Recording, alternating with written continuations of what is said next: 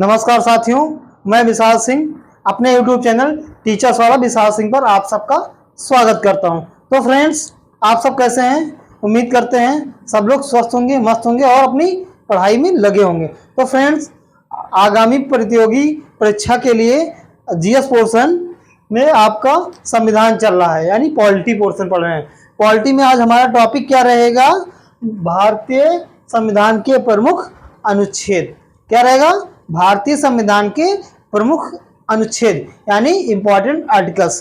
तो हम लोग देखेंगे आपके जो 22 भाग हैं और 12 अनुसूची में जितने आर्टिकल्स दिए हैं, अनुच्छेद हैं, एक एक भाग करके सभी भाग यानी 22 भाग के सभी अनुच्छेद को हम लोग कई वीडियो के माध्यम से पढ़ेंगे। तो फ्रेंड्स, आइए आज पहले हम भाग 1 और भाग 2 को पढ़ते हैं। तो फ्रेंड्स, भाग 1 में पहले देखते हैं हमारा क्या दिया है। भाग 1 में दिया है आर्टिकल 1 से लेकर 4 तक, यानी भाग 1 में राज्य और उसके केंद्र शासित प्रदेशों का वर्णन दिया गया है। ठीक, भाग 1 में जो अनुच्छेद 1 से लेकर 4 तक का जिसका वर्णन दिया गया है। तो फ्रेंड्स, आर्टिकल 1 में हम लोग क्या देखते हैं, क्या लिखा है? भारत राज्यों का संघ होगा। क्या है? भारत राज्यों का संघ होगा, यानी India state of union, union state of India और इंडिया दैट इज भारत, जो आपका प्रस्तावना में लिखा है। फिर हम लोग देखते हैं, तो इसमें लिखा है आर्टिकल 1 में कि भारत राज्यों का संघ होगा, यानी इसमें कितने राज्य हैं और कितने केंद्र शासित प्रदेश हैं, इस सब का उल्लेख है। तो फ्रेंड्स, भारत राज्यों का संघ होगा, इसमें कितने राज्य हैं? 28 राज्य और 8 केंद्र शासित प्रदेश हैं, जिसका वर्णन आर्टिकल 1 में दिया हुआ है। तो फ्रेंड्स, आगे देखते हैं आर्टिकल 2 यानी अनुच्छेद 2 आपका क्या कहता है। तो अनुच्छेद 2 है जो आपका राज्य निर्माण व स्थापना के बारे में दिया है कि किस तरह से किसी राज्य का निर्माण होता है या स्थापित किया जाता है। मान लीजिए किसी विदेशी देश को, जो छोटा देश है या राज्य को भारत में मिलाते हैं, तो उसके बारे में आर्टिकल 2 यानी अनुच्छेद 2 में इसका वर्णन दिया गया है कि किस विधि द्वारा आप किसी राज्य को भारत में मिला सकते हैं। जैसे सिक्किम को किस आर्टिकल के थ्रू मिलाया गया था? तो आर्टिकल 2 यानी अनुच्छेद 2 के तहत सिक्किम को भारत में मिलाया गया था। ठीक, आगे देखते हैं अनुच्छेद 3। क्या है? अनुच्छेद 3 यानी आर्टिकल 3। आर्टिकल 3 में राज्य नाम व क्षेत्र निर्माण, राज्य नाम व क्षेत्र निर्माण, यानी किसी राज्य के नाम का परिवर्तन कर सकते हैं। जैसे 1949 में या उससे पहले उत्तर प्रदेश का नाम क्या था? United state. क्या नाम था? United state. तो उसका नाम बाद में बदल कर क्या कर दिया गया? उत्तर प्रदेश। ठीक है, या किसी देश राज्य को टुकड़ों में बांटना, जैसे उत्तर प्रदेश से 2002 में उत्तराखंड को बांटा गया, बिहार को छत्तीसगढ़ में बांटा गया। ठीक है, और आगे देखते हैं फिर आपका आंध्र प्रदेश जो है उसको तेलंगाना में 2 राज्यों में बांटा गया। आंध्र प्रदेश और तेलंगाना 2 राज्य बना दिया गया 2014 में। केंद्र सरकार ने पहले राष्ट्रपति को पूर्व सूचित किया था। राष्ट्रपति महोदय ने आंध्र प्रदेश सरकार को सूचना दी इस बात की, लेकिन वहां के संसद मतलब विधानसभा से इसको पास नहीं किया गया। चुनाव के समय 2014 में संसद ने इसको 50% से अधिक बहुमत से इसको पास करके एक नया राज्य तेलंगाना को बनाया। किसके तहत बनाया? आर्टिकल 3 यानी अनुच्छेद 3 के तहत एक नया राज्य क्यों बनाया 2014 में? आंध्र प्रदेश को टुकड़ों मतलब बांट के तेलंगाना में बनाया। आंध्र प्रदेश और तेलंगाना यानी 2 राज्य बन गए। ठीक है, आप लोग कमेंट करके बताइएगा कि तेलंगाना की राजधानी क्या है। ठीक है, आगे देखते हैं आर्टिकल 4। आर्टिकल 4 में आपका जो अनुच्छेद 2 और 3 का उपयोग कर रहे हैं, अनुच्छेद 2 और 3 के उपयोग के बारे में दिया गया है कि आप किसी राज्य को कैसे मिलाते हैं और उसमें उसके नाम में परिवर्तन क्या कर सकते हैं, या किसी जिले को किसी राज्य में ले जाके जोड़ते हैं। जैसे आपका राजधानी लखनऊ है, तो स्टेट जो स्टेट की कैपिटल है, उत्तर प्रदेश की राजधानी लखनऊ है, उसको बिहार में जोड़ देंगे तो क्या होगा? वो बिहार में चले जाएंगे ना। तो ऐसे अब बिहार की राजधानी को पटना को लेकर आके कहाँ जोड़ दें? बंगाल में, तो बंगाल के क्षेत्र में आने लगेगा। तो इस तरीके से इसमें परिवर्तित कर सकते हैं, इधर उधर बांट सकते हैं। इसका वर्णन आर्टिकल 2 और 3 का उपयोग में दिया है। ठीक है, और आर्टिकल 4 में अनुच्छेद 2 और 3 में अगर किसी में परिवर्तन करते हैं तो आपका आर्टिकल 2, 3 तो प्रभावित होगा ही, उसके साथ में आर्टिकल 1 प्रभावित भी होगा।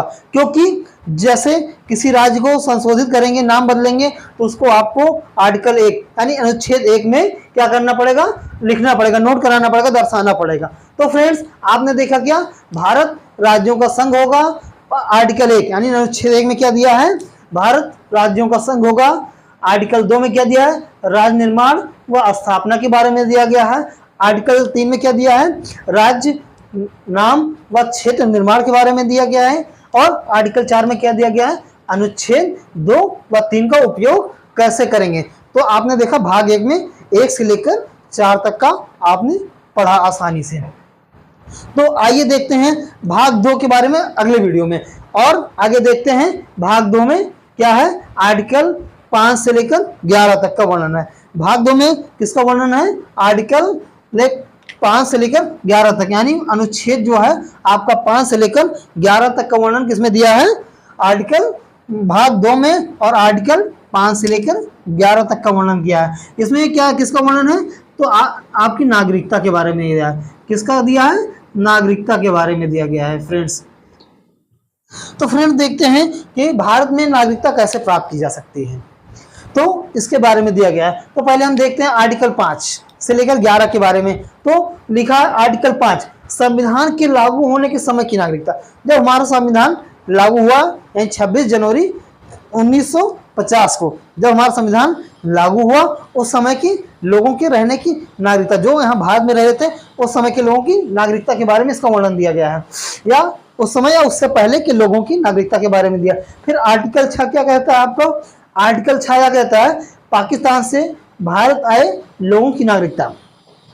भारत और पाकिस्तान का जब भारत की आज़ादी के बाद बंटवारा हुआ था, तो भारत के कुछ लोग पाकिस्तान चले गए थे या वहीं पर रह गए थे, तो वह पुनः जो वहाँ रह गए थे भारत आना चाहे तो उनको भारत में लाया गया। तो उनके नागरिकता के बारे में इस आर्टिकल 6 में वर्णन दिया गया है, यानी जो पाकिस्तान से भारत आए हैं। क्योंकि पाकिस्तान ऐसा देश है जहाँ पे लोगों को मारपीट मारकाट मतलब ये सब ज़्यादा सिखाया जाता है। वहाँ लोग सुरक्षित ज़्यादा नहीं रहते हैं, तो उन लोगों को वहाँ अच्छा नहीं लगा, इसलिए वह भारत आना ही पसंद किए। इसलिए जो वहाँ से आए, पाकिस्तान से आए लोग भारत में रहने के लिए, तो उनके नागरिकता के बारे में आर्टिकल 6 यानी अनुच्छेद 6 में इसका वर्णन किया गया है।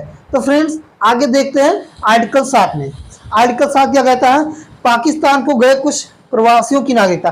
मान लीजिए भारत में रह रहे हैं, लेकिन जब भारत को बंटवारा होने लगा तो वो सोचे कि हम चले जाते हैं पाकिस्तान में ही रहेंगे। वहाँ गए, कुछ दिन रहे, लेकिन वहाँ पे उनको अच्छा नहीं लगा। क्या है, वहाँ पे उनको अच्छा नहीं लगा, तो वह फिर से भारत आने का विचार किए। तो वो लोग आए, उनको यहाँ पे नागरिकता दी गई, लेकिन कुछ शर्त पे कि उन लोगों को पहले 6 माह रहना पड़ेगा भारत में। उसके बाद वो वहाँ पे एक लीज लेंगे और उस पर फॉर्म भरेंगे, उसके आधार पे इन लोगों को नागरिकता दी गई। यानी पाकिस्तान को गए कुछ प्रवासियों को भारत में वापस आने पर उनके नागरिकता के बारे में इसका वर्णन आर्टिकल 7 में दिया गया है। फिर आगे देखते हैं फ्रेंड्स, आपका आर्टिकल 8 यानी अनुच्छेद 8 क्या कहता है, भारत के बाहर रहने वाले भारतीय मूल के कुछ लोगों की नागरिकता। जो भारत के बाहर रह रहे हैं उनके कुछ लोग भारतीय मूल के हैं, लेकिन वो और उनके नागरिकता के बारे में। यानी मान लीजिए आप सब जॉब के लिए या कहीं घूमने या शिक्षा ग्रहण करने के लिए मान लीजिए ऑस्ट्रेलिया या अमेरिका, ब्रिटेन या जर्मनी कहीं भी जाते हैं, जापान जाते हैं पढ़ाई के लिए, पढ़ने के लिए, तो आप वहाँ भारत के नागरिक बने रहेंगे, ठीक है। और अगर मान लीजिए आपने वहाँ अपने फैमिली के साथ घूमने गए, आपका बच्चा वहाँ पे जन्म लेता है, तो आपके भारत के आपकी नागरिकता के आधार पर आपके बच्चे को भी जन्म दिया जाएगा, मतलब भारत की नागरिकता का दी जाएगी। तो इसका वर्णन आर्टिकल 8 में दिया गया है। फिर आइए देखते हैं आर्टिकल 9 क्या कहता है, स्वेच्छा से किसी विदेशी देश की नागरिकता प्राप्त करने वाले लोग भारत के नागरिक नहीं होंगे। मान लीजिए आप हैं यहाँ से भारत में रह रहे हैं और जॉब करने के लिए, नौकरी करने के लिए अमेरिका चले गए, वहाँ अच्छा पैसा मिलने लगा, तो आपने वहाँ की नागरिकता प्राप्त कर ली, तो भारत की नागरिकता स्वतः समाप्त हो जाएगी। क्या है? भारत की नागरिकता स्वतः समाप्त हो जाएगी, अपने आप खत्म हो जाएगी, क्योंकि आप दो देश की नागरिकता एक साथ नहीं ले सकते हैं। इसके बारे में दिया गया है। और आगे देखते हैं आर्टिकल 10 क्या कहता है? नागरिकता के अधिकारों का बना रहना। आर्टिकल 10 क्या कहता है? नागरिकता के अधिकारों का बने रहना। आपका नागरिकता तभी तक बनी रहेगी जब तक आप क्या ऐसी कोई गतिविधि नहीं करेंगे जो भारतीय संविधान का विरोध करती है, भारत देश के विरोध करती है। मान लीजिए भारत और पाकिस्तान की लड़ाई हो रही है और आप पाकिस्तान की तरफ से लड़ाई करने चले आएंगे, तो क्या होगा? आपकी नागरिकता भारत में समाप्त कर दी जाएगी। मान लीजिए चीन से लड़ाई हो रही है, चाइना से, तो क्या होगा? आप चीन की तरफ से या चीन का सपोर्ट कर रहे हैं, चीन का फेवर ले रहे हैं, तो आप क्या होगा? भारत की नागरिकता समाप्त कर दी जाएगी इस आधार पे। तो नागरिकता के अधिकार तभी तक बना रहेगा जब तक आप भारतीय संविधान का पालन करेंगे। अब भारतीय संविधान का आप विरोध करते हैं, उसका पालन नहीं करते हैं, किसी दूसरे देश के संविधान या दूसरे देश का समर्थन करते हैं, तो आपकी नागरिकता समाप्त कर दी जाएगी। तो फ्रेंड्स आगे देखते हैं आर्टिकल 11, संसद कानून द्वारा नागरिकता के अधिकारों को विनियमित करेगी। संसद क्या है? आपके क्या है? नागरिकता को विनियमित करेगी, चेंज करेगी। मतलब आपने कोई विदेशी गतिविधियों में सपोर्ट किया और भारत की गतिविधियों का विरोध किया, तो संसद क्या करेगी? कानून लाके आपकी नागरिकता को समाप्त कर सकती है। तो ये आपने क्या देखा? भाग 2 जो आर्टिकल 5 से लेकर 11 तक जिसका वर्णन है, इसमें अनुच्छेद 5 से 11 तक का दिया गया। भाग 2 में क्या है? अनुच्छेद 5 से 11 तक नागरिकता, भारत की नागरिकता के बारे में दिया गया। आपने क्या देखा? आर्टिकल 5 में क्या दिया है? संविधान के लागू होने के समय की नागरिकता। आर्टिकल 6 में पाकिस्तान से भारत आए लोगों की नागरिकता। पाकिस्तान से भारत आए लोगों की नागरिकता क्या है? अनुच्छेद 6 यानी आर्टिकल 6 में इसका वर्णन दिया गया है। फिर आइए देखते हैं आर्टिकल 7 में पाकिस्तान को गए कुछ प्रवासियों को भारत की नागरिकता देना। जो कि मान लीजिए वो गए कुछ दिन पाकिस्तान रहे, उनको अच्छा नहीं लगा तो वो वापस आ गए, तो उनको नागरिकता दी गई। इसका उल्लेख किस में दिया गया है? आर्टिकल 7 में दिया गया। फिर 8 में देखते हैं भारत के बाहर रहने वाले भारतीय मूल के कुछ लोगों की नागरिकता। मान लीजिए आप भारत के निवासी हैं और भारत के बाहर रह रहे हैं, तो आपकी नागरिकता के बारे में इसमें वर्णन दिया गया है आर्टिकल 8 में। तो आइए आर्टिकल 9 में देखते क्या है। आर्टिकल 9 ये आप क्या होता है? स्वेच्छा से किसी विदेशी देश की नागरिकता प्राप्त करने वाले लोग भारत के नागरिक नहीं होंगे। तो स्वेच्छा से किसी विदेशी देश की नागरिकता प्राप्त करने वाले भारत के नागरिक नहीं होंगे। मान लीजिए आप अपनी मर्जी से चले गए इंग्लैंड की या अमेरिका या पाकिस्तान की नागरिकता को प्राप्त कर लेते हैं और भारत सरकार को या भारतीय संसद को पता चलता है, तो वह आपके नागरिकता को निरस्त कर देगी, भारत में आपकी नागरिकता समाप्त कर दी जाएगी। तो फ्रेंड्स आपने देखा क्या? आगे देखते हैं आर्टिकल 10 में क्या है? नागरिकता के अधिकारों का बना रहना। आपकी नागरिकता का अधिकार तभी तक बना रहेगा जब तक आप भारत के संसद यानी संविधान के विरोधी गतिविधियों में शामिल नहीं होते हैं। फिर आर्टिकल 11 में आपके क्या है? नागरिकता के अधिकार को विनियमित कर सकती है संसद, इसके बारे में लिखा है। तो आपने देखा फ्रेंड्स अनुच्छेद 5 से लेकर अनुच्छेद 11 तक का भाग 2 में नागरिकता के बारे में पढ़ा। तो फ्रेंड्स आगे देखते हैं भारत में नागरिकता कैसे प्राप्त की जाती है। तो भारत की नागरिकता प्राप्त करने की विधि यानी क्या है? 1955 में एक अधिनियम लाया गया। क्या है? भारतीय नागरिकता अधिनियम 1955 में एक नियम लाया गया जो संविधान की प्रारंभ में नागरिकता। क्या है? संविधान के प्रारंभ में नागरिकता। ठीक है, तो जो संविधान के पहले यहाँ रह रहे थे, संविधान लागू को होने के समय, तो वहाँ की मतलब भारत की नागरिकता उनको दी गई है। फिर जन्म से नागरिकता और वंश के आधार पर नागरिकता। क्या है? जन्म से नागरिकता, संविधान के प्रारंभ में नागरिकता। तो संविधान हमारा जब लागू होता उस समय से नागरिकता जो भारत में रह रहे हैं तो उनकी नागरिकता के बारे में।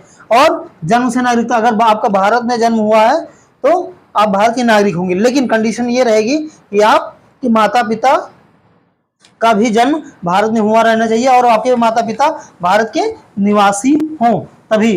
नहीं तो आपके विदेशी हैं, कोई विदेशी भारत घूमने आता है, मान लीजिए आगरा घूमने आया, आगरे का ताजमहल देखने आया और उसके बच्चा हुआ तो वह भारत की नागरिकता को नहीं प्राप्त कर सकता। ये इसको अधिनियम 1986 में संशोधित किया गया। यानी पहले क्या होता था, अगर कोई विदेशी भारत भ्रमण पे आता है तो उसका बच्चा होता है, उसके बेबी होता है, तो उसको भारत की नागरिकता दी जाती थी। लेकिन ऐसे क्या होता था, लोग बहुत मिसयूज करने लगे, तो इस आधार पे इसमें संशोधन किया गया। कब? 1986 में।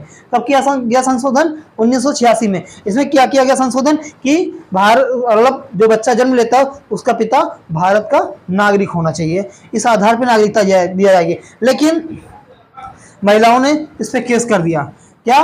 फिर इस पर संशोधन दोबारा कब किया गया? 2003 में। 2003 में क्या किया गया कि अगर माता हो या पिता हो, दोनों में से कोई एक हो, तो अगर बच्चा जन्म लेता है तो भारत का नागरिक होगा। फिर वंश के आधार पर नागरिकता, हम और आप सभी लोग जो नवयुवक हैं वंश के आधार पे ही नागरिकता पाए होंगे, क्योंकि हमारे पापा जी, बाबा, दादा जो भी हैं, जो भी हमारे देश की आज़ादी से पहले हमारे देश को आज़ाद करने के लिए लड़े हैं, यानी स्वतंत्रता से पहले हमारे देश में रह रहे हैं, तो उनकी नागरिकता के आधार पे ही हमको नागरिकता अपने देश में मिली है। हमारा नागरिकता क्या है?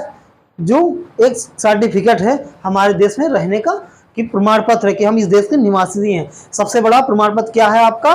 वोटर कार्ड, और अब आधार कार्ड भी हो गया है। फिर पंजीकरण द्वारा नागरिकता, अगर कोई भारत का बाहरी व्यक्ति है और वह, पहले क्या नियम था कि वो 5 साल भारत में रह लेता है तो उसको पंजीकरण द्वारा रजिस्ट्रेशन करके भारत की नागरिकता दे दी जाती है। लेकिन इसको संशोधन करके 1992 में क्या किया गया? 7 साल कर दिया गया। कब किया गया? 7 साल कर दिया 1992 में संशोधन करके, कि अगर भारत का निवासी है और वह 7 साल से अधिक से भारत में रह रहा है तो उसको पंजीकरण द्वारा नागरिकता दे दी जाएगी। वो एक फॉर्म अप्लाई करेगा होम मिनिस्ट्री को भारत के, और होम मिनिस्ट्री तय करेगी कि उसको नागरिकता देनी है कि नहीं, लेकिन इस के तहत उसको नागरिकता दे दी जाती है। फिर देशीकरण द्वारा नागरिकता, देशीकरण द्वारा नागरिकता यानी द से देसी और द से 10, द से देसी और द से 10, यानी भारत में वह 10 साल तक रहा हो, कोई विदेशी व्यक्ति हो, और वह चाहे विज्ञान वर्ग से हो